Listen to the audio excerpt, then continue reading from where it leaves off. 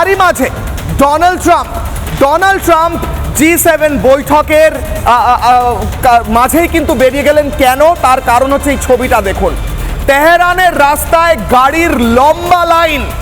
এত বড় লাইন কেন? কারণ সবাই তেহরান ছেড়ে দিচ্ছে। তেহরানে কি বড় হতে চলেছে?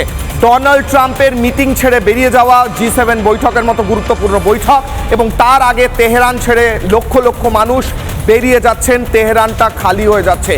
প্রধান জায়গা ইরানের তেহরান, সেখানের ক্যাপিটাল, সেই জায়গা কেন খালি হয়ে যাচ্ছে? এই ছবি দেখুন।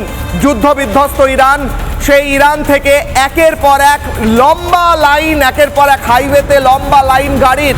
প্রত্যেক জায়গা থেকে মানুষ ইরান ছেড়ে, বিশেষ করে তেহরান ছেড়ে চলে যাচ্ছেন।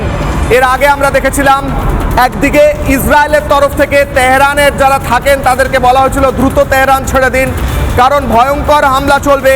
অন্যদিকে আমরা দেখেছি চীনের তরফ থেকে বলা হয়েছে, চীন বার্তা দিয়েছে, ঘটনায় নয়া মোড় এসেছিল। চীন বার্তা দিয়েছিল যে তেল আবিবেও কিন্তু বড় হামলা হবে, তেল আবিব ছেড়ে চলে যাওয়া উচিত।